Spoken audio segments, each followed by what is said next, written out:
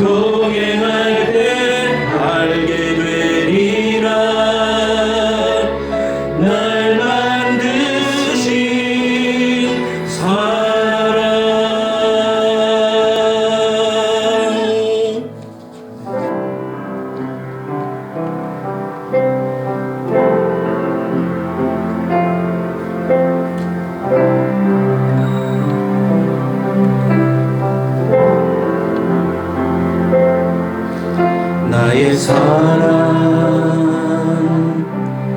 너는 어여쁘고 장귀하다 어느 보석보다 귀하다 내가 사랑스럽지 않을 때 너를 온전히 사랑하고 너와 함께하려 내가 왔노라.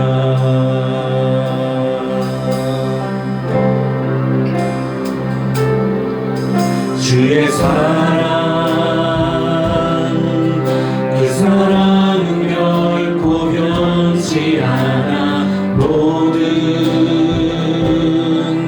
계절 돌보시네 푸른 마르고 꽃은 시드나 주의 말씀은 신실해 실수가 없으신 주만 바라라. 주님의 나라와 뜻이 나의 삶 속에 임하시네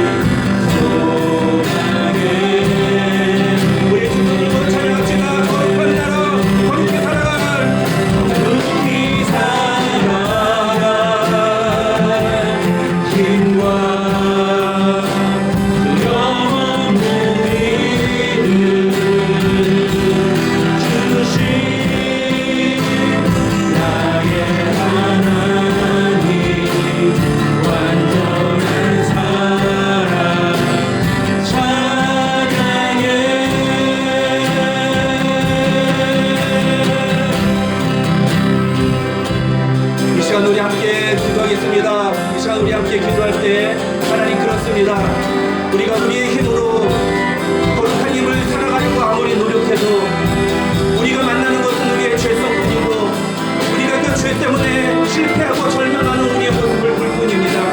그러나 그런 우리를 의롭다 여겨주시고 오늘도 주님 앞에 나와 예배드릴 수 있는 특권 허락하여 주시니 감사합니다. 하나님, 오늘도 그 은혜를 의지하며 주님 앞에 나왔사오니 우리를 불쌍히 여겨주시고 우리에게 다시 한번 새 힘을 허락하여 주시고 우리로 하여금 다시금 주님의 은혜를 힘입고 이 세상에 나가 거룩한 하나님의 백성답게 살아가는 하나님의 사람이 될 수 있도록 하나님 우리를 새롭게 하여 주시옵소서.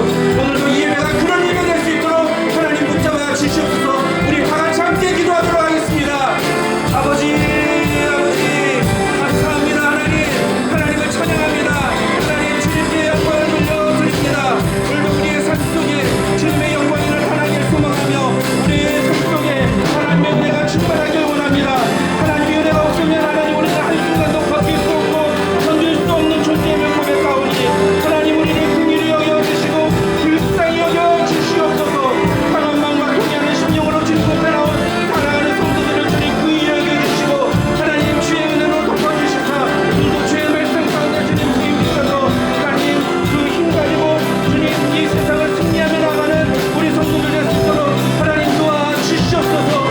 주님 앞에 자복하고 회개하며 눈물 흘리며 나갈 때에 주의 거룩하신 보혈이 우리를 덮는 놀라운 은혜를 경험하는 이 예배 자리 될 수 있도록 도와주시고 성령 하나님의 놀라운 영광을 나타나는 이 예배 자리 될 수 있도록 하나님 축복하여 주시옵소서. 주님 도와주시옵소서. 주님 긍휼히 여겨 주시옵소서.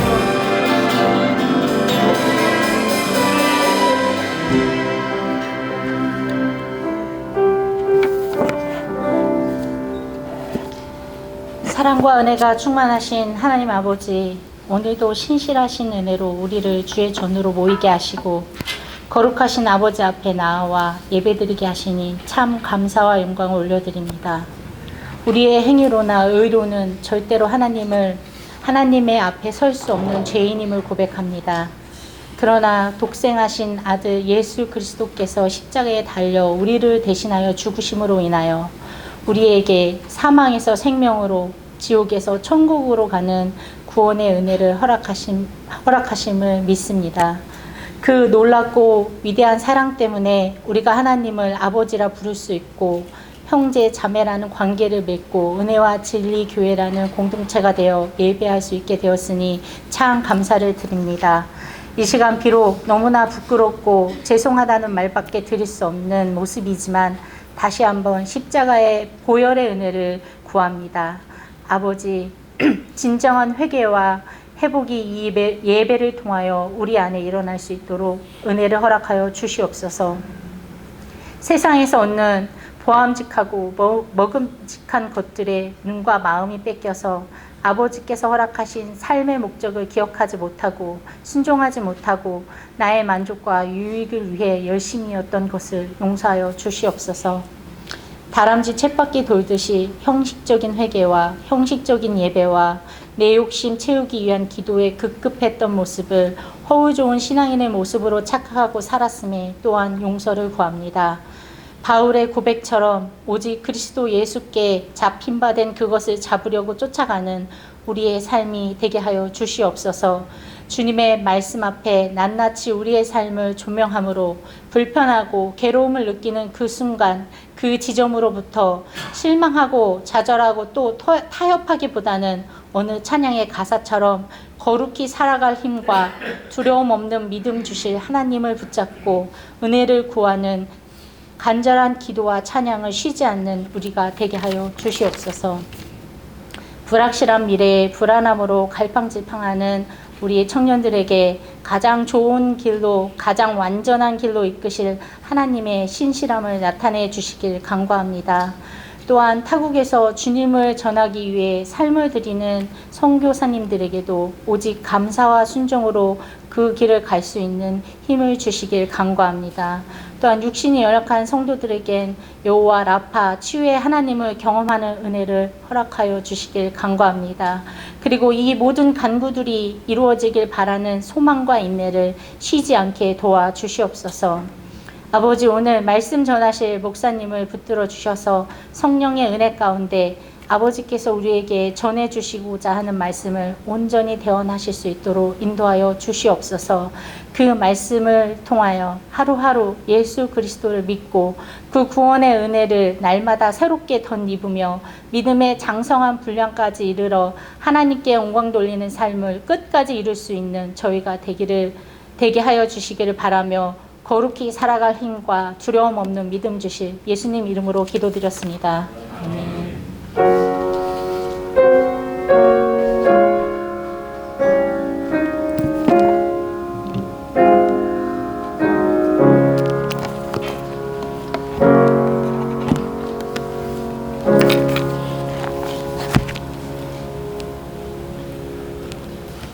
성경 말씀은 주보에는 로마서 7장 1절부터 25절까지로 나와 있는데 너무 길기 때문에 15절부터 25절까지만 읽도록 하겠습니다. 오늘 본문은 로마서 7장 1절부터 25절까지 전체인데 오늘 우리는 15절부터 25절까지만 함께 읽겠습니다. 다 같이 한 목소리로 함께 읽겠습니다. 시작. 내가 행하는 것을 내가 알지 못하노니 곧 내가 원하는 것은 행하지 아니하고 도리어 미워하는 것을 행함이라. 만일 내가 원하지 아니하는 그것을 행하면 내가 이로써 율법이 선한 것을 시인하노니 이제는 그것을 행하는 자가 내가 아니요 내 속에 거하는 죄니라. 내 속 곧 내 육신에 선한 것이 거하지 아니하는 줄을 아노니 원함은 내게 있으나 선을 행하는 것은 없노라. 내가 원하는 바 선은 행하지 아니하고 도리어 원하지 아니하는 바 악을 행하는도다. 만일 내가 원하지 아니하는 그것을 하면 이를 행하는 자는 내가 아니요 내 속에 거하는 죄니라. 그러므로 내가 한 법을 깨달았노니 곧 선을 행하기 원하는 나에게 악이 함께 있는 것이로다. 내 속사람으로는 하나님의 법을 즐거워하되 내 지체 속에서 한 다른 법이 내 마음의 법과 싸워 내 지체 속에 있는 죄의 법으로 나를 사로잡는 것을 보는도다. 오호라 나는 곤고한 사람이로다. 이 사망의 몸에서 누가 나를 건져내랴. 우리 주 예수 그리스도로 말미암아 하나님께 감사하리로다. 그런즉 내 자신이 마음으로는 하나님의 법을 육신으로는 죄의 법을 섬기노라. 아멘. 우리 지난주에 살펴본 로마서 6장을 통해서 우리가 성화에 대해서 계속 이야기를 하고 있습니다. 지난주에는 성화는 죄를 이기는 것이다 라는 사실에 대해서 얘기를 했죠. 오늘은 성화는 내면 세계의 전쟁이다. 성화는 내면 세계의 전쟁이다 라는 제목으로 하나님의 말씀 살펴보겠습니다. 지난주에 성화는 죄를 이기는 것이라고 제가 말씀을 드리면서 우리가 죄를 이기려면 두 가지를 기억해야 된다라고 말씀드렸습니다. 여러분 기억나세요? 예, 지난주의 설교를 지금까지 기억하시는 분은 많지 않을 것 같아요. 예. 근데 여러분 주보를, 그래서 제가 주보에 지난 로마서 강의했던 내용을 제가 계속 남겨두는 겁니다. 이렇게 계속 보시라고 남겨두는 거지, 그게 그냥 남겨두는 게 아니에요. 그걸 보고 계속 기억하시라고. 그래서 여러분께서 이 로마서의 내용 정도는 좀 전체적으로 머릿속에 넣고 계시면 참 좋겠다. 그러면 여러분의 인생에 큰 도움이 되겠다. 적어도 여러분의 신앙에는 큰 도움이 된다. 말씀드리겠습니다. 이 성화와 관련해서 우리가 죄를 이긴다는 것은 결국 성화의 길을 걸어가는 것이다 라고 말씀을 드렸죠. 성화의 길을 걸어가는 것은 죄를 이기는 그 과정이다. 그런 뜻인데, 그렇게 죄를 이기려면 우리는 뭘 해야 되느냐? 첫째는 그리스도와의 연합을 기억해야 된다.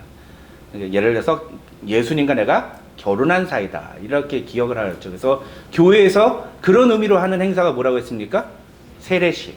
세례식입니다. 우리가 그리스도와 연합해서 하는 행사가 세례. 그래서 적어도 세례받은 사람이라면은 내가 세례받은 사람인데 라는 그런 인식을 항상 가지고 살아야 된다라는 거예요. 그 다음으로 기억해야 되는 게 무엇이냐? 지난주에 이 부분이 조금 약간 정확하게 강조되지 않은 면이 있는데, 우리가 죄의 종에서 의의 종으로 옮겼다는 겁니다. 우리의 신분이. 우리가 죄의 종에서 의의 종으로 이렇게 신분이 옮겨졌다라고 바울이 얘기를 해요. 이 죄의 종에서 의의 종으로 신분이 옮겨졌다는 것은 결국은 누구에게 우리가 순종을 하느냐에 대한 문제다라고 바울이 이야기를 하면서 결국 우리가 무엇에 순종하는가를 보면은 그 사람이 구원받은 사람인지 구원받지 못한 사람인지를 알 수 있다.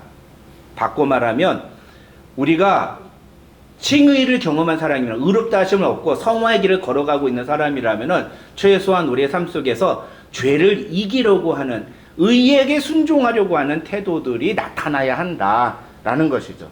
예수를 믿는다고는 하는데 모든 내용의 결정 사항들이 모든 내가 하는 결정과 내가 하는 모든 것들이 내 맘대로 내가 하고 싶은 대로 내가 원하는 대로 하는 사람이라면 그 사람은 예수 믿는 사람이라고 말할 수 없다는 거예요.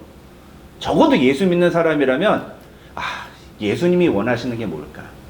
지금 이 상황에서 예수님이 나한테 기대하시는 게 뭘까라는 것들을 생각해 볼 수 있어야 한다는 거죠. 그게 성화의 증거다라는 내용입니다. 이런 내용들을 통해서 이런 두 가지를 기억함으로써 바울이 우리에게 얘기하는 게 뭐예요? 죄를 이기라. 죄를 이기라. 결국 성화란 죄를 이기는 것이다. 우리가 죄를 이겨야 되는 이유는 무엇입니까? 거룩한 사람이 되기 위해서가 아니다. 이게 계속 얘기해도 헷갈리시는 분이 있어요. 우리가 성화의 길을 걸어가야 되는 이유는 거룩한 사람이 되기 위해서가 아니다. 다시 따라하세요. 입으로 말씀하셔야 돼. 우리가 성화의 길을 걸어가는 이유는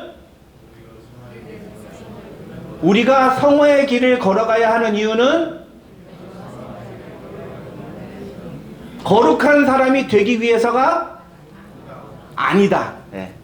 뒤에만 얘기하세요. 그러면 제가 앞에만 쫙 할 테니까 우리가 성화의 길을 걸어가야 하는 이유는 거룩한 사람이 되기 위해서가 아니다. 그러면 이미 거룩한 사람이 되었기 때문이다. 우리는 이미 거룩한 사람이에요. 믿습니까, 여러분? 그래서 우리는 다 의인이라고 하나님께서 인정해 주시는 그게 칭의의 은혜인 것입니다. 거룩한 사람이 되었기 때문에 우리는 더 이상 죄의 지배를 받지 않고 의의 종이 되어 의에게 순종할 수가 있는 거예요. 의롭다 하심을 얻었다, 우리가 의인이 되었다라는 말 속에 담겨있는 또 하나의 매우 중요한 비밀 중에 하나는 우리가 이제는 죄를 지을 수도 있고 짓지 않을 수도 있다라는 겁니다. 우리에게 선택권이 주어졌던 거예요. 우리가 그걸 할 수도 있고 안 할 수도 있다. 이걸 할까? 요걸 할까? 옛날에 우리 한국의 코미디언, 우리 여기 계신 70대 이상의 어르신들 이런 코미디 보신 적 있죠? 어디로 갈까? 막 이런 거. 내가 죄를 선택할까?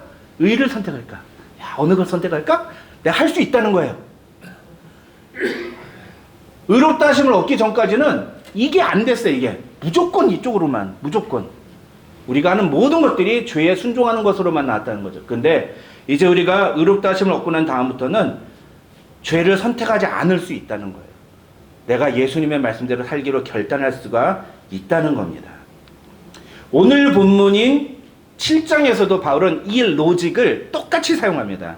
무슨 얘기를 하면 6장에서는 바울이 죄와 성화와의 관계를 가지고 이야기를 했다면 오늘은 율법과 성화와의 관계에 대해서 얘기를 하는 거예요. 율법과 성화의 관계. 간단하게 말씀드리면 6장에서는 뭐라고 하세요? 우리는 죄에 대하여 죽었다.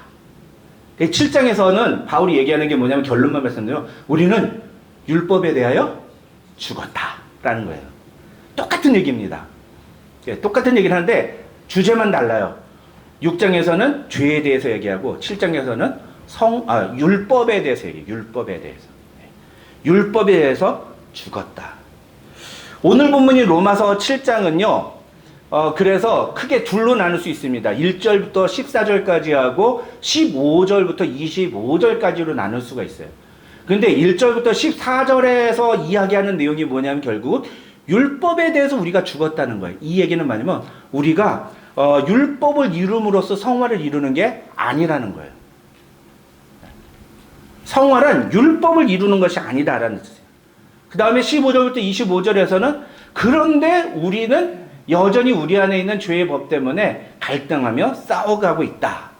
그러면 성화란 무엇이냐? 그걸 이야기하는 게 바로 15절부터 25절까지의 내용이죠. 그래서 사실은 우리가 이 내용도 이 1절부터 14절까지와 15절부터 25절까지를 끊어가지고 원래는 다루어야 하는데, 그렇게 되면 너무 세분화해가지고 이게 좀 여러분이 오히려 큰 그림을 그리는데 방해가 될 가능성이 높아서 제가 오늘도 그냥 한 장에 그냥 몰아서 말씀을 준비를 했습니다. 자, 먼저 1절부터 14절까지를 보겠습니다. 이 1절부터 14절에서 말하는 것은 우리가 율법에 대하여 죽었다라는 거예요. 율법에 대하여 죽었다. 죄에 대하여 죽었다는 게 무슨 뜻이라고요? 죄에게 순종하지 않는다는 거예요. 죄가 요구하는 대로 우리가 따라가지 않는다는 겁니다. 마찬가지로 율법에 대하여 죽었다는 것도 마찬가지예요. 우리가 율법이 우리에게 요구하는 대로 움직이지 않아도 된다는 거예요. 그걸 오늘 본문에서 바울은 우리가 얽매이지 않는다라고 얘기해요. 율법에 얽매이지 않는다는 거예요. 우리가 더 이상 율법의 지배를 받지 않는다. 율법이 요구하는 대로 움직이지 않아도 된다. 율법적인 삶은, 율법을 지키면서 삶을 살 필요가 없다라고 얘기를 하는 거죠. 여러분, 율법에 얽매이지 않아도 된다라는 말은 율법을 안 지켜도 된다는 말이 아닙니다. 이걸 잘 구분하셔야 돼요. 율법에 얽매이지 않아도 된다라는 말은 율법을 지킴으로써 성화를 이루는 게 아니라는 뜻이에요. 이해가 가세요? 율법을 지켜야지 성화를 이루는 게 아니라는 거예요. 그런데 유대인들은요, 어땠어요? 내가 율법을 지켜야지만 하나님의 백성이 된다고 믿었다는 거예요. 율법을 지켜야지만 하나님의 백성이 되는 거예요. 그래서 이 바리새인들이 계속 예수님 따라다니면서 뭐 했어요? 아니, 예수님 당신의 제자들이 왜 안식일에 밀에서 그걸 까먹고 있습니까? 왜 당신의 제자들이 왜 안식일에 병자를 고칩니까 말이야? 왜 일을 합니까? 왜 율법을 어깁니까? 이런 얘기들을 한 거예요. 바울은 뭐라고 그래요? 율법을 지킴으로써 하나님의 백성이 되는 게 아니다. 예수 그리스도께서 이 땅에 오신 이후로 우리는 새로운 방법으로 하나님의 백성됨을 증명할 수 있다라고 얘기를 하는 거죠. 여러분, 이거를 우리가 잘 이해를 해야 됩니다. 여러분. 왜냐하면 우리가 신앙생활을 하는데 상당히 많은 분들이 이 율법주의적, 성경에서, 특히 신약 성경에서 예수님이 율법주의에 대해서 되게 막 이렇게 비난하시니까, 책망하시니까 율법주의라는 말이 나쁘다는 건 알아요. 다들 알아요. 근데 자기가 율법주의적으로 행동한다는 건 잘 몰라요. 네. 우리 안에 얼마나 많은 율법주의적인 요소들이 있는 줄 아십니까? 제가 전에 다녔던 교회에서는요, 새벽 기도를 하지 않으면 죄인이라고 그렇게 얘기한 분이 있었어요. 근데 자기는 새벽 기도를 안 나와. 그러면서 하는 얘기가, 성도들은 새벽 기도를 안 나와도 목사는 예배당을 지켜야 된다. 목사만 죽으라는 거예요. 성도들이 아무도 나오지 않는데 새벽 기도 그 자리에서 목사 혼자서 그냥 그 강단에서 빈 공간에서 그 새벽 기도를 해야 된다는 거예요. 이런 억지가 어디 있습니까? 그건 바리새인도 아니에요. 예수님 시대의 율법주의하고도 맞지가 않아요. 그때 당시에 바리새인들은요, 철저히 자기가 율법을 지키면서 그런 것들을 요구했어요. 근데 오늘날 보면은요, 자기는 하지 않으면서 남에 대해서 엄격하고 굉장히 막 스트릭하게 되게 막 이게 신앙적으로 자기가 되게 신앙이 좋은 것처럼 생각하면서 저 사람 어떻게 저렇게 신앙생활 할 수 있어? 이렇게 판단하는 그런 사람들이 얼마나 많은지 모릅니다. 율법주의. 근데 그런 게 왜 생기느냐? 그런 걸 해야지, 그런 신앙을 가져야지 내가 거룩한 삶을 살 수 있다고 생각하기 때문이에요. 기도를 열심히 해야지, 성경을 많이 읽어야지, 전도를 열심히 해야지 내가 거룩한 삶을 살아가는 것이라고 생각하기 때문인 거죠. 오늘 본문은 우리에게 이런 우리 안에 담겨 있는 이 율법주의를 깨트릴 것을 요구합니다. 너희가 율법에 의해서 움직이는 사람이냐, 아니면 하나님의 법에 의해서 움직이는 사람이냐. 그걸 묻고 있는 거예요. 그래서 이 7장 1절로 14절에서 바울이 이야기하는 내용을 제가 그냥 간략하게 요약을 해드리겠습니다. 이 7장 1절로 14절은 율법과 성화와의 관계인데 이걸 그냥 쉽게 설명을 해드리면 율법은 본래 선하고 바르고 거룩하고 의로운 것이다. 그리고 그것은 하나님이 주신 것이다. 그래서 사실 예수님이 오셔서 복음을 선포하기 전까지는 인간이 율법의 지배를 받은 것이 맞다. 그러니까 율법을 지켜서 거룩하게 되는 것이 맞았다라는 거예요. 그런데 문제는 인간 중에 아무도 그 율법의 요구를 완전히 이룰 수 있는 사람이 없다는 거다. 율법을 온전하게 지킬 수 있는 사람이 단 한 사람도 없다는 거라는 거죠. 아니 오히려 심각한 건 너희가 율법을 강조하면 강조할수록 어떤 현상이 일어나느냐 하면은 너희의 죄가 오히려 더 밝게 드러날 뿐이라는 거예요. 율법을 강조하면 강조할수록 뒤에서 그 사람이 뒷구녕으로 더러운 짓 하고 있는 게 더 드러난다는 거예요. 이 부분에 있어서는 되게 좋은 것 같던데 저 부분에 있어서는 되게 더러운 모습들이 나타난다는 거죠. 막 동성애에 대해서는 막 열을 내면서 막 입에 침을 튀기면서 막 반대를 하는 사람들이 뒤에 가서는 교회에서 막 그 물질적으로 재정적으로 막 이렇게 나쁜 짓 하고 자기 마음대로 교회 돈 사용하고 이런 일들이 있다는 거예요. 어느 한쪽 면을 가지고서는 막 되게 막 거룩한 척 할지 모르지만 실제로 삶을 비교해 보면 모든 사람이 다 내면에 숨겨져 있는 더러운 부분들이 있다는 거예요. 그래서 우리가 아무리 율법을 열심히 지키려고 노력하면 노력해도 오히려 우리는 율법에 의해서 심판을 받게 되는 결과에 도달할 수밖에 없다라는 거예요. 그런데 예수님 때문에 그런 우리에게 새로운 가능성이 주어졌다. 우리는 더 이상 율법의 요구에 얽매일 필요가 없다. 율법을 지킴으로써 거룩하게 되는 하나님의 백성이 되겠다고 하는 그런 강박관념을 가지지 않아도 된다. 오히려 우리는 이미 하나님의 자녀가 되었기 때문에 율법의 소중함을 알고 율법이 우리에게 주는 의미에 대해서 다르게 깨달을 필요가 있다. 더 이상 율법을 지킴으로써 의롭게 되는 것이 아니라 그리스도의 몸으로 말미암아 새롭게 우리에게 주어진 하나님의 법으로 우리가 이 땅을 살아가야 한다라고 말하는 것이 바로 이 7장 1절부터 14절의 내용입니다. 여러분 다시 한번 말씀드립니다. 이 율법을 안 지켜도 된다는 얘기가 아니에요. 그런 걸 가리켜서 율법 폐기론자라고 그럽니다. 율법이 필요가 없다라고 얘기하는 거예요. 근데 그건 성경적인 관점이 아니라는 거예요. 율법이 필요가 없는 게 아니라 율법을 초월해서 우리가 신앙생활을 해야 된다는 거지. 이게 무슨 얘기냐. 우리 안에 자유가 있기 때문에 우리가 어떠한 형태로든 하나님을 예배하고 신앙생활을 할 수 있지만 그렇다고 해서 우리가 이렇게 함께 모여서 예배하는 것 자체가 필요 없다는 말이 아니에요. 제가 예전에 SNS에서 교제를 하던 그 텍사스에 있는 어떤 목사님은 그런 분이셨어요. 그리스도 안에서 복음이 주어져서 우리 안에 참 자유가 주어졌기 때문에 우리는 1년에 3번만 모여서 그냥 같이 예배를 드리면 되고 예배는 각자의 삶 속에서 자기가 알아서 드리면 되는 것이다. 이렇게 얘기를 했어요. 율법 폐기론자인 거죠. 율법 폐기론자. 성경을 잘못하는 거예요. 율법을 지켜야지만 성화에 이르는 것이 아니다. 유대인들이 갖고 있었던 율법에 대한 강박관념에 대해서 얘기하는 거예요. 그래서 6절을 보면 바울이 뭐라고 하느냐. 이러므로 우리가 영의 새로운 것으로 섬길 것이니 우리가 얽매였던 것에 대하여 죽었으므로 이제는 우리가 얽매였던 것에 대하여 죽었으므로 뭐에 대해서 죽었다고요?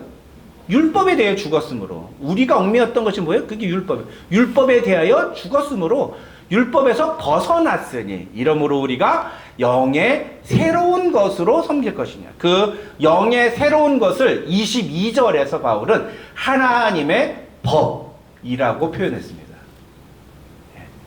우리가 이제는 율법에 의해서 살아가는 것이 아니라 하나님의 법에 의해서 살아가는 사람이 되었다라는 거죠. 이게 7장 1절부터 14절까지 바울이 얘기하는 내용이에요. 그런데 문제는 뭐예요? 문제는 우리가 그거 잘 알아요. 우리가 이제는 하나님의 법대로 살아야 된다는 거 잘 압니다. 근데 우리 자신을 돌아보면 우리가 날마다 우리가 우리의 모습을 보면 볼수록 우리는 하나님의 법이 아니라 여전히 죄의 법대로 행동하는 것 같다는 말이죠. 죄를 이겨야 된다고 말하는데, 의롭다 하심을 얻은 사람을 죄를 이기는 사람이라고 말을 하는데, 내가 정말로 죄를 이기는가? 라고 보면 아닌 것 같다는 거예요. 죄를 이기는 게 아니라는 거예요. 이걸 어떻게 해야 되냐? 이 문제를 어떻게 해결할 수 있느냐? 중요한 건 바울 정도 되는 사람이면 이거에 대해서 고민 안 해야 되는데, 오늘 본문 15절부터 25절에서는요, 바울도 나도 역시 그런 고민을 하고 있다. 나도 역시 그런 싸움을 하고 있다. 라고 이야기를 합니다. 여러분, 얼마나 큰 위로가 됩니까? 우리가 캐톨릭에서 보면 어때요? 성인, 더 세인트들은 어땠습니까? 뒤에 막 후광이 비치고 아우라가 있던데, 아우라가 빛이 나죠? 그리고 그 사람들은 앞으로 영원히 죄를 짓지 않으며 살 것만 같은 그런 모습이지 않습니까? 그래서 막 그 사람이 입던 옷에 손만 닿아도 병이 났고, 막 그 사람이 가는 곳에 막 죽은 풀들이 다시 살아나고, 막 동물들이 맹수가 와가지고서는 조용히 와가지고 우리 집 고양이 마냥 발라당 뒤를 까가지고서는 이렇게 막 애교를 부리고 그런 일들이 있는 것처럼 묘사되잖아요. 근데 그런 사람들이 더 하나님 앞에서 큰 일을 한 사람들이니까, 거룩한 사람이니까 바울이 더 큰 일을 한 사람입니까? 누구예요? 네? 그렇게 비교하면 도대체 기독교 2000년 역사상 바울보다 더 하나님을 위해 일한 사람이 어디 있습니까? 그런데 그런 바울이 오늘 뭐라고 해요? 나도 매일마다 싸운다. 나도 매일마다 죽겠다라고 얘기하는 거예요. 왜? 죄 때문에, 내 안에 도사리고 있는 이 죄 때문에 나도 죽을 것만 같다라고 얘기하는 거예요.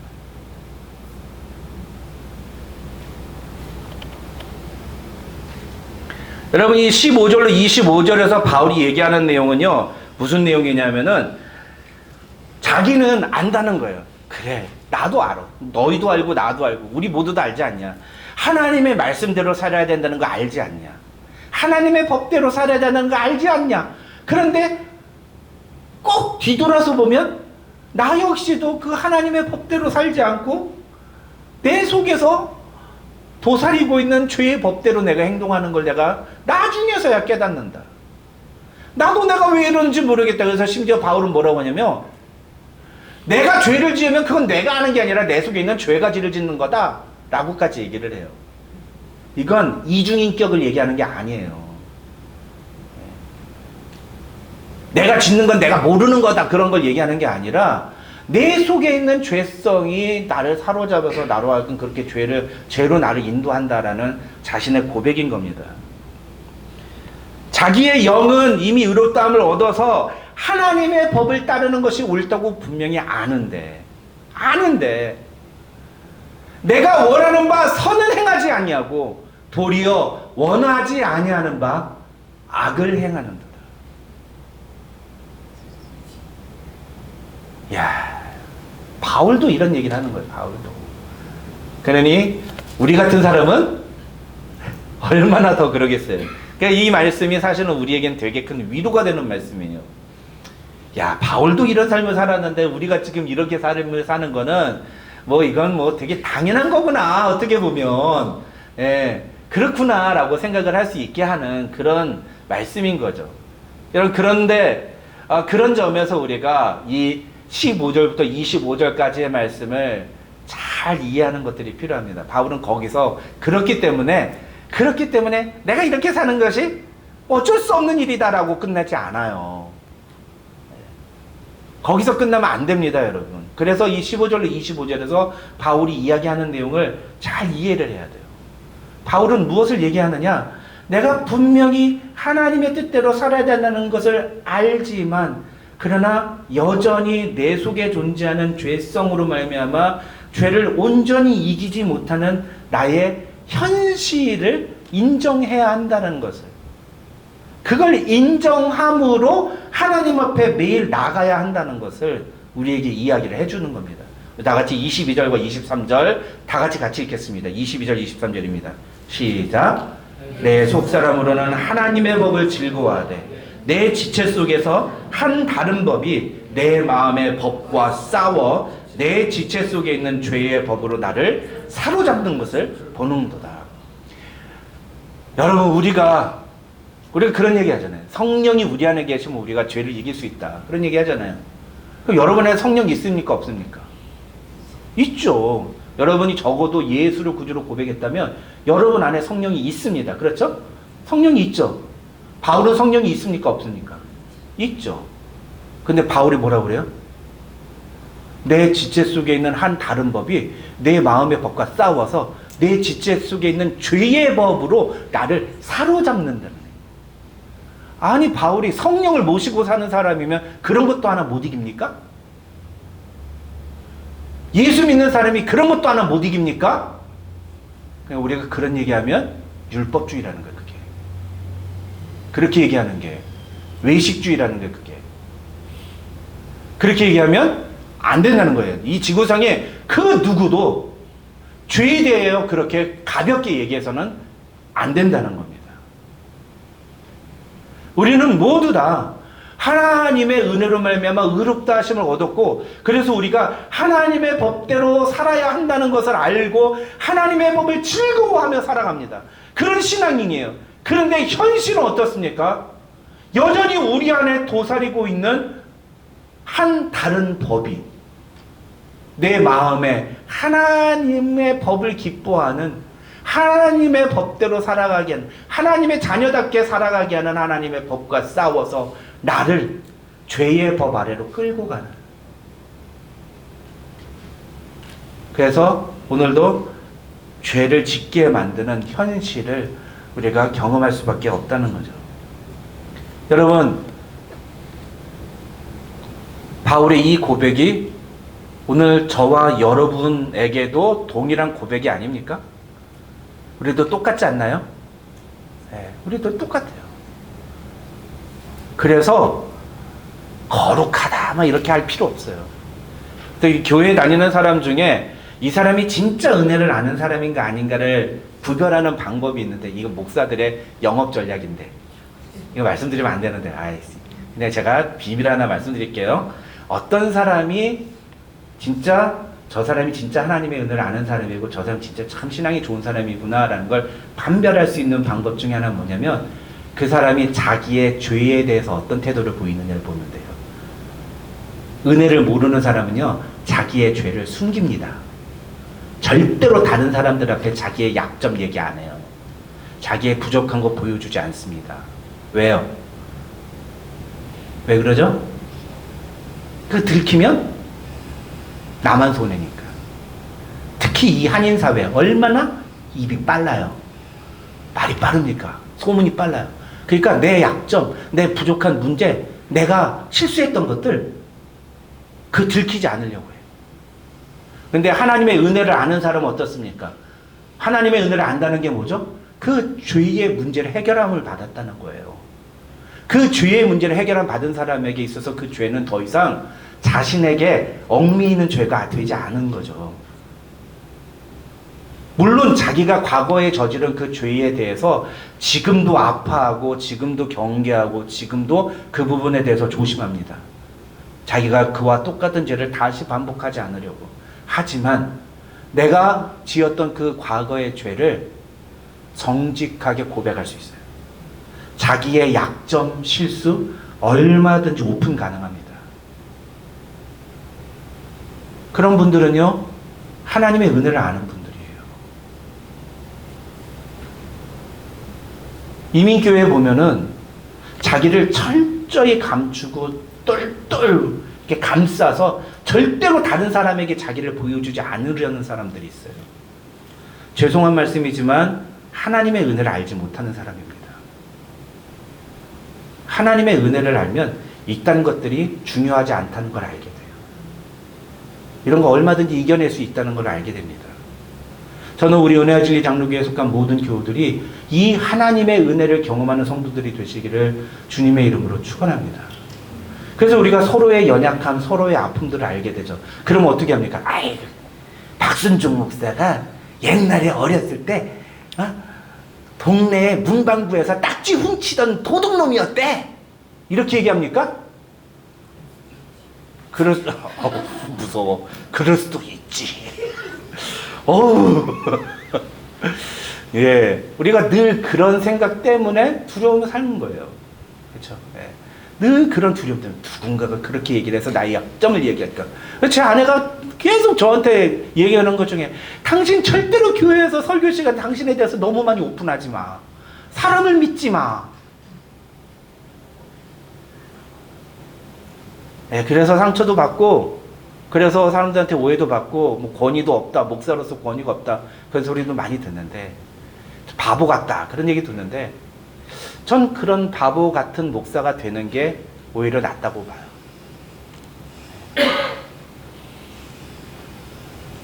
그 사람들이 저에 대해서 그렇게 비난하고 그런 거는 제가 어떻게 할 수 없는 영역이에요. 뭐라든 그 사람들은 그렇게 할 거라는 거죠. 그러나 내 안에서 내가 나의 연약함과 나의 약점에 대해서 내가 두려워하고 숨기면 나는 계속해서 그것에 끌려다닐 수밖에 없어요. 오히려 내 연약함과 내 죄를 공개하고 예수 그리스도께서 나에게 주신 그 은혜를 붙잡고 살아가게 되면 우리는 얼마든지 그 죄를 이길 수가 있는 것입니다. 여러분 믿으십니까? 믿으십니까? 이 은혜를 아는 성도들이 되셔야 돼요. 이 은혜를.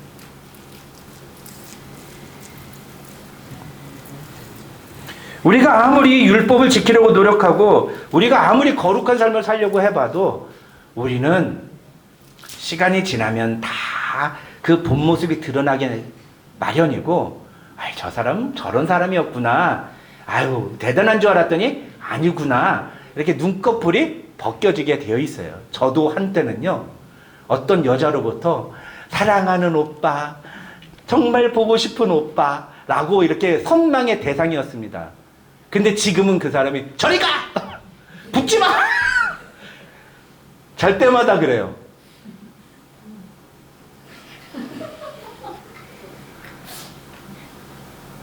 왜 그럴까요? 더우니까. 더우니까. 네. 눈꺼풀이 벗겨졌다 그런 얘기 하잖아요. 옛날에는 전 진짜 그랬어요. 저희는요, 언제까지냐, 제 기억에는요, 한 50대기 전까지는 제가 꼭 제 몸 어딘가가 아내의 몸에 다 있어야지 잠이 들었어요. 그래서 다리를 올려 자든 손을 이렇게 잡고 자든 아무튼 어떻게든 이렇게 제 몸의 신체 일부가 아내하고 이게 연결이 되어 있어야지 잠이 들었어요. 나중에 제 아내가 저한테 그래, 그거 병이야. 그런 것 같았어요. 저도 병인 것 같아요. 근데 지금은 없이 또 너무 잘 자요. 너무 잘 자요.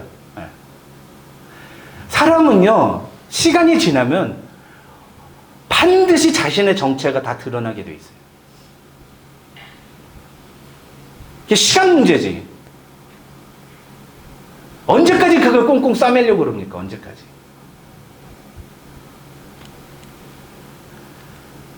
오히려 하나님이 주신 은혜를 알고 내가 이제부터는 나를 사로잡았던 그 죄와 싸우겠다고 결심하고, 이제는 내가 주님의 말씀대로 살겠노라고 결심하고, 내가 하나님의 뜻대로 살겠다고 결심하는 것이 오히려 바른 신앙의 모습이라는 거죠.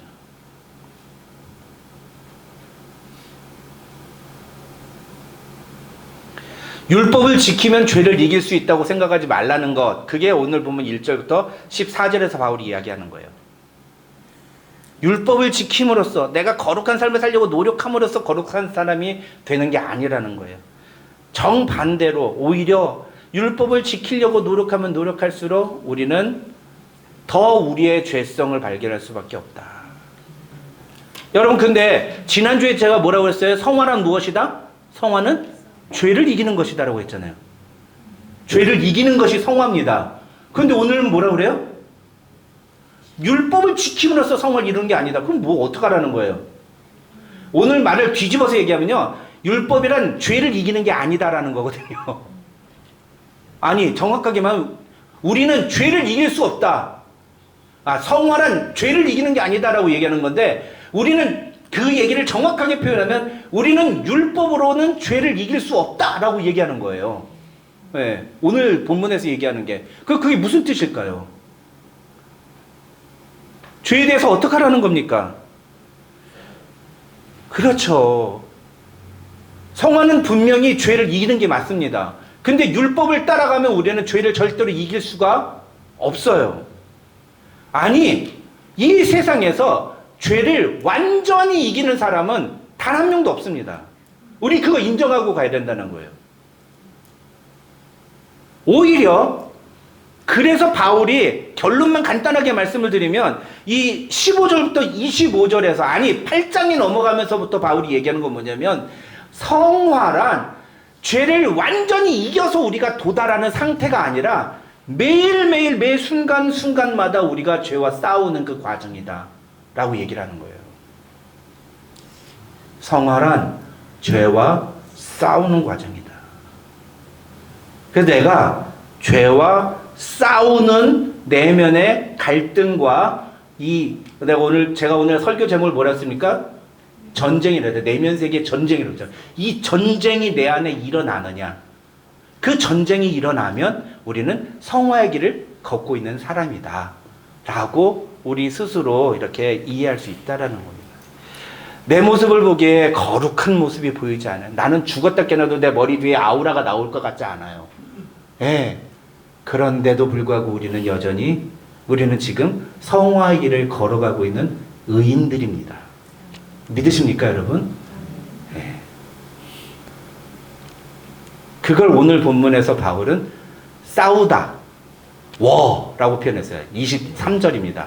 내 지체 속에서 한 다른 법이 내 마음의 법과 싸워 내 지체 속에 있는 죄의 법으로 나를 사로잡는 것을 보는도다. 여기서 이 싸우다라는 표현이 있잖아요. 이 단어는요, 딱 신약성경에서 여기서만 나오는 단어예요. 헬라어로. 네. 이게 아주 특별한 의미를 갖고 있는 겁니다. 여기. 굉장히 독특한 단어인데 결국 이제 싸우다, 전쟁하다, 심하게 갈등하다 이런 뜻입니다. 근데 중요한 건요, 이 싸우다라는 단어가 현재 분사로 사용되고 있다는 거예요. 이게 무슨 얘기냐면 지금도 계속 그게 일어나고 있다는 거예요.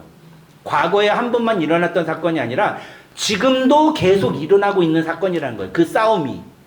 그리고 또 한 가지는 뭐냐면 그 싸움이 바울에게만 있었던 사건이 아니라 하나님의 은혜로 말미암아 의롭다함을 얻은 모든 사람들에게 일어나는 동일한 사건이라는 거예요. 그래서 바울만 이런 갈등을 하는 게 아니라 우리도 이런 갈등을 하는 사람들이라는 겁니다. 괜히 거룩한 척하지 말고 바울이 얘기하는 것처럼 내가 오늘도 이 싸움을 싸우고 있다고 고백하는 것이 오히려 참된 신앙인의 모습이라고 이야기를 하고 있는 거예요. 율법을 완전히 지키는 것이 성화가 아니라 하나님의 법대로 살아가려고 노력하는 모습을 보이는 것 자체가 성화라는 겁니다. 실제 내 모습을 보면 우리는 여전히 죄성을 가지고 있고, 그래서 때때로 내가 원하는 것과는 다른 식으로 죄를 지으면서 살아가고 있지만 하나님의 은혜로 의롭다 하심을 얻은 우리의 마음 속에서 죄의 법이 아니라 하나님의 법에 순종하며 살아가도록 부단히 갈등하고 싸우는 과정, 그 과정 자체가 성화라고 이야기를 하고 있는 거예요. 여러분, 그렇다면 율법에 대해서 우리가 어떻게 이야기를 할 수 있을까요? 우리는 율법을 정확하게 이해를 해야 합니다. 핵심만 말씀을 드리면 우리가 율법이라고 말하는 것은 예수 그리스도께서 이 땅에 오시기 전까지 유대인들이 하나님의 법대로 살아가기 위해서 하나님이 주신 법이에요.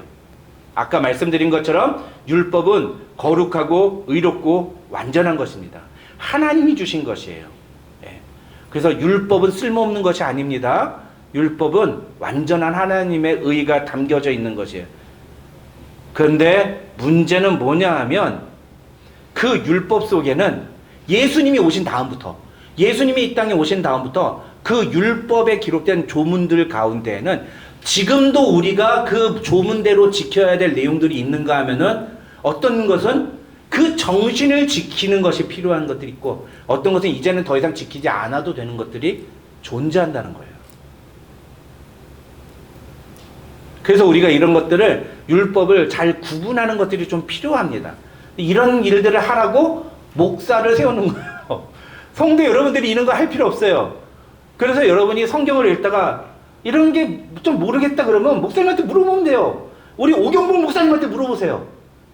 네. 그래가지고 목사님 이게 무슨 뜻인지 이게 지금 지켜도 되는 겁니까? 아니면 이걸 문자대로 지켜야 되는 겁니까? 아니면은 이 정신을 지켜야 되는 겁니까? 아니면 이거는 완전히 폐기된 겁니까? 물어보세요. 그러면 우리 오경복 목사님께서 친절하게 답해 주실 겁니다. 목사 이렇게 쓰는 거예요. 성경 읽다가 모르겠는 거 막 물어보세요. 예.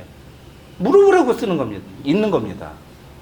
그래서 율법의 정신을 우리가 바르게 계승하는 것들이 필요하다는 거죠. 말씀드린 것처럼 율법 안에는 시대와 인종을 초월해서 모든 인간이 지켜야 될 하나님의 법이 담겨 있습니다. 그런데 그 중에 어떤 것은 이제는 우리가 그렇게 지키지 않아도 되는 것들이 있어요. 가령 예를 들어서 10계명 중에 단적으로 10계명 중에 1계명부터 4계명까지는 하나님과 우리와의 관계를 말하는 법이거든요. 그 1계명부터 4계명 중에 1, 2, 3계명은 어떻게 해요? 우리가 지금도 그 문자대로 지켜야 돼요. 그렇죠? 문자를 우리가 그대로 그 정신과 그 문자 그대로 우리가 지켜야 돼. 근데 10계명이잖아요. 근데 4계명 보세요. 뭐라고 돼 있어요? 제 4계명 뭐라고 돼 있어요? 안식일을 기억하여 거룩히 지켜라. 우리 안식일 지킵니까? 안 지킵니까? 지금도 안식일 지키는 데가 어디예요? 네, 안식교잖아요. 그렇죠? 그럼 어느 게 옳아요? 안식교가 옳아요? 아니에요. 아니에요.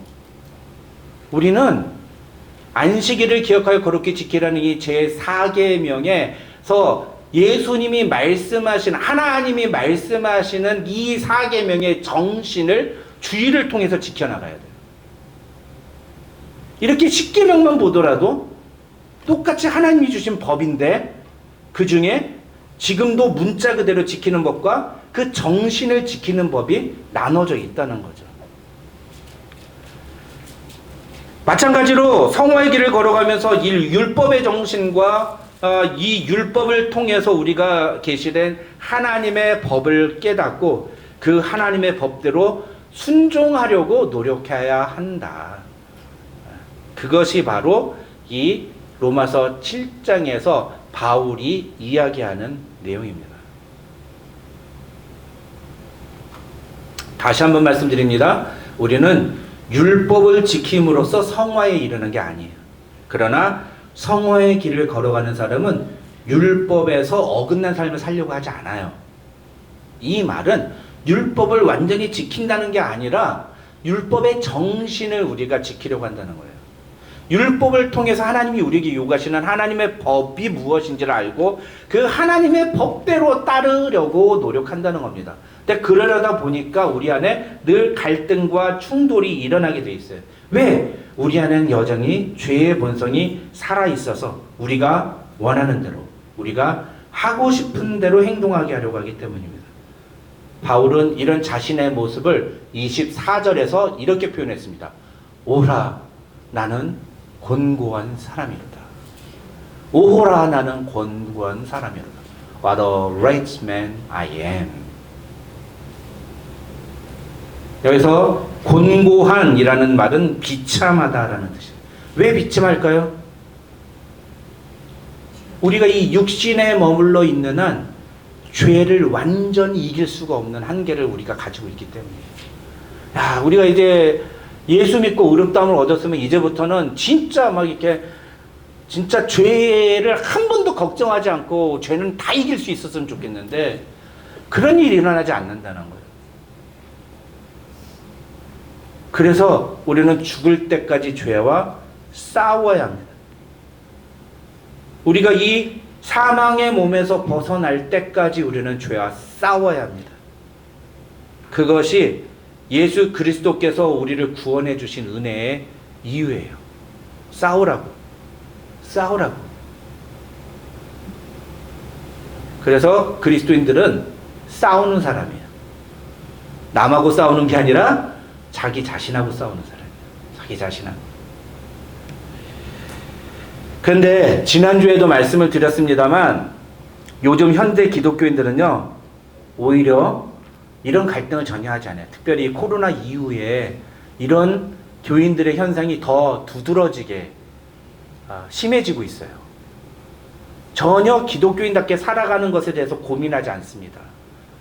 이런 일들이 더 심해지고 있어요. 자기 마음대로 신앙생활을 해요. 어떤 사람은 우리는 더 이상 이 율법에 얽매이지 않아도 된다는 사실을 알기 때문에 자기 마음대로 신앙생활하고, 어떤 사람은 이 사람은 아니 성경 그런 거, 내가 코로나를 지나보니까 다 뭐 교회 꼭 가야 되는 것도 아니고 뭐 꼭 예배를 꼭 드려야 되는 것도 아니더라. 그냥 집에서 인터넷으로 예배 드려도 되더라. 그러면서 자기 멋대로 신앙생활을 해요. 이제는 목사의 말 따위는 통하지 않는 시대가 돼버렸어요. 그런 의미에서 저는 오늘 이 로마서 7장의 메시지는 좀 다시 해석이 되어야 된다고 생각합니다. 바울은 이 율법 때문에 끊임없이 갈등하는 이 유대인들을 대상으로 이 메시지를 전했습니다만, 오늘 이 시대에는 다르게 복음을 전해야 돼요. 어떻게? 너희가 진짜 의롭다 하심을 얻은 사람이라면 너희 안에 이 전쟁이 일어나고 있느냐? 우리는 정말로 이 내면 세계 속에서 하나님의 법을 따라 살아야 되겠다고 하는 이 갈등이 진짜로 일어나고 있느냐? 알아요. 우리 모두 다 죄의 법을 따라 살 수밖에 없다는 거 압니다. 근데 적어도 죄를 이기려고, 죄와 싸우려고 하는 그 시도들이 우리 안에 있는 거예요.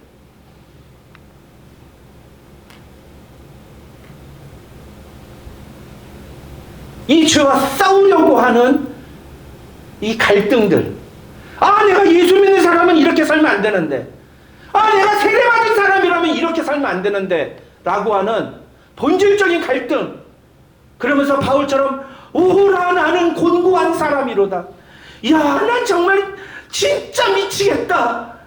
하나님의 법대로 살아야 된다는 걸 알면서도 어쩜 이렇게 못하냐.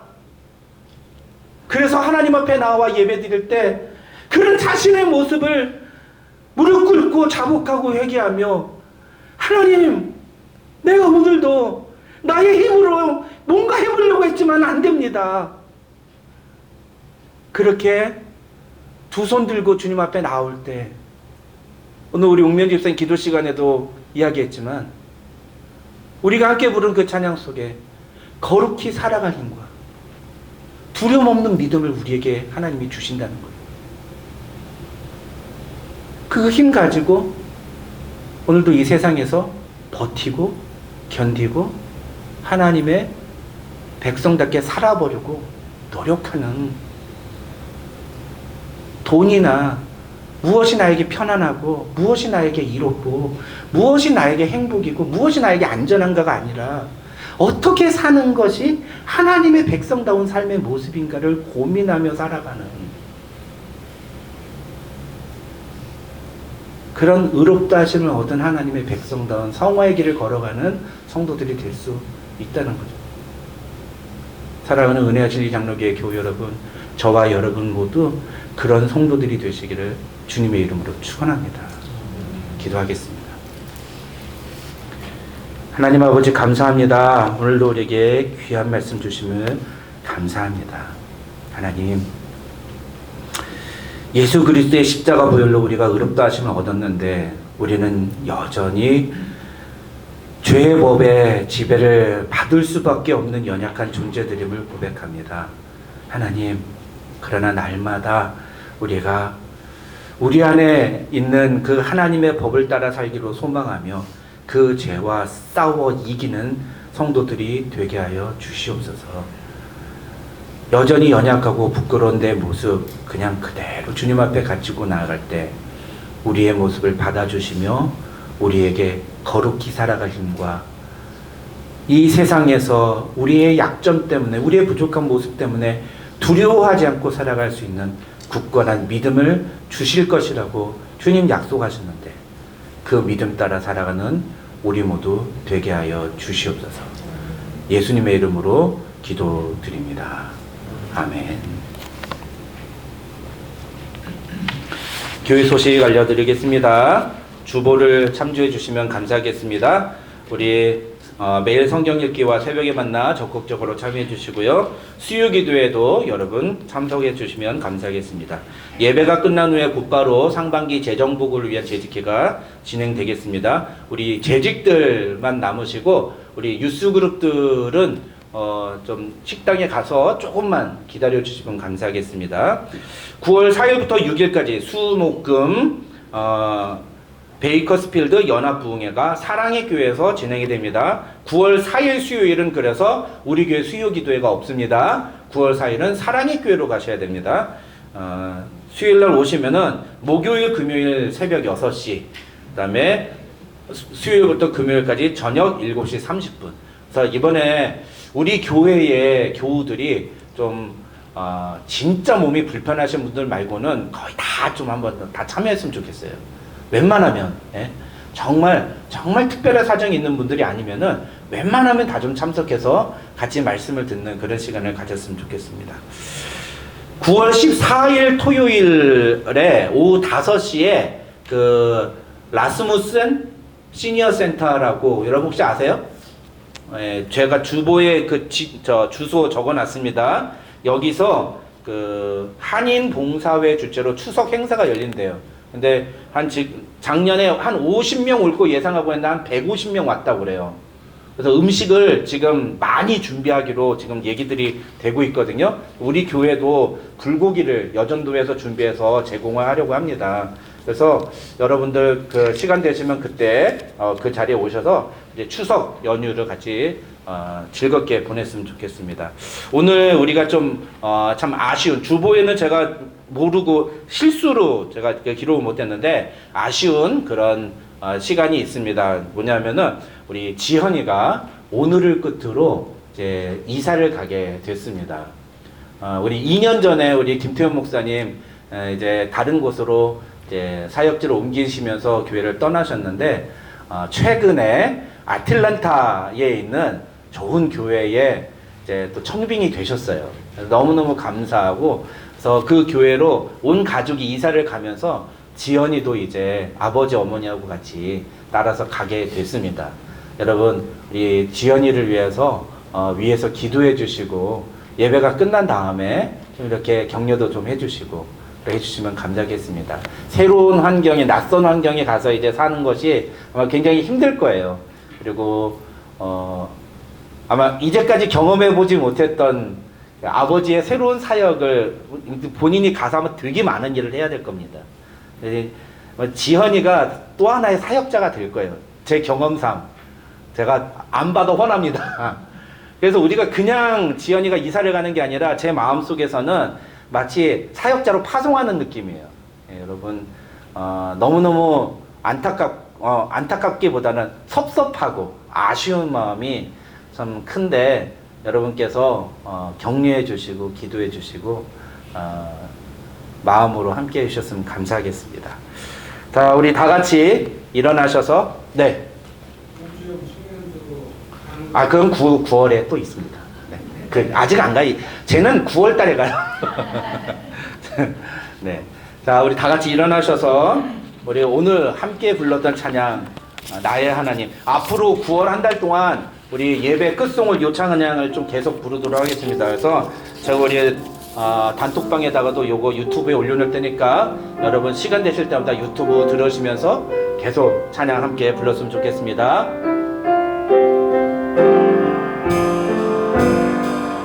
나의 사랑 너는 어여쁘고 참귀하다 보석보다 귀하다 내가 사랑스럽지 않을 때 너를 온전히 사랑하고 너와 함께하려 내가 왔노라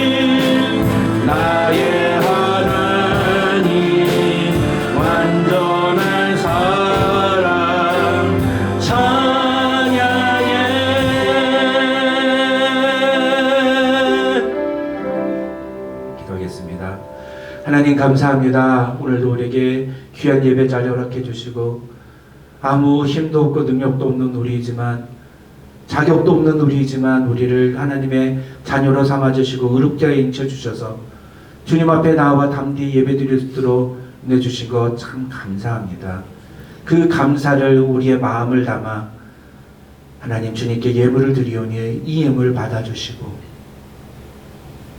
이 예물이 전부가 아니라 나의 삶이 전부 하나님의 것임을 고백하며 살아가는 우리 모두 되게 하여 주시옵소서. 하나님 특별히 오늘을 끝으로 우리와 헤어지며 이제 또 새로운 사역으로 나아가는 우리 사랑하는 딸 지연이를 주님 축복하여 주시고 사랑하는 딸에게 펼쳐지는 새로운 삶 속에서 아버지와 어머니를 도와서 새로운 교회 공동체를 섬겨나갈 때 그 교회가 건강한 교회로 주님을 기쁘시게 하는 영화로운 교회로 세워져 갈 수 있도록 하나님 사용하여 주시옵소서. 하나님 참 감사합니다. 우리 모두에게 하나님의 자녀라고 불리울 수 있는 놀라운 축복 주신 것 감사합니다. 아무 힘도 없고 아무 능력도 없지만 우리로 거룩히 살아갈 힘과 이 세상을 두려워하지 않는 믿음을 주신다고 약속하셨사오니 그 믿음 가지고 승리하며 살아가는 우리들 될 수 있도록 주님 축복하여 주시옵소서. 지금은 우리 구주 예수 그리스도의 한이 없으신 은혜와 우리 아버지 하나님의 만극하신 사랑과 성령님의 감동 감화 교통 충만하신 은혜가 너희 무리 가운데 함께 있을지어다. 아멘.